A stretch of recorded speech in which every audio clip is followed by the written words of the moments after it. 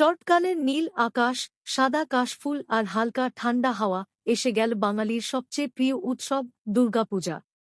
কলকাতার এক ছোট্ট পাড়ায় থাকত দুই বন্ধু, রাহুল আর মিষ্টি।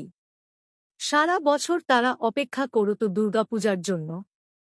পুজো মানেই নতুন জামা, প্যান্ডেল ঘোরা, ধুনুচি নাচ আর মজার মজার খাবার। মহালয়ার দিন ভোরবেলা রেডিওতে চণ্ডীপাঠ শুনে সবাই বুঝল মা দুর্গা আসছেন। পাড়ার সবাই মিলে সুন্দর একটি প্যান্ডেল তৈরি করল। চারিদিকে রঙিন আলো, ফুলের সাজ আর ঢাকের আওয়াজে মুখর হয়ে উঠল পুরো এলাকা। ষষ্ঠীর দিন মা দুর্গার বোধন হল। রাহুল আর মিষ্টি নতুন পোশাক পরে প্যান্ডেলে গেল। তারা মায়ের অপূর্ব প্রতিমা দেখে মুগ্ধ হয়ে গেল। মায়ের মুখে স্নেহের হাসি, হাতে অস্ত্র আর সিংহ যেন গর্জন করছে। সপ্তমী, অষ্টমী, নবমী 3 দিন ধরে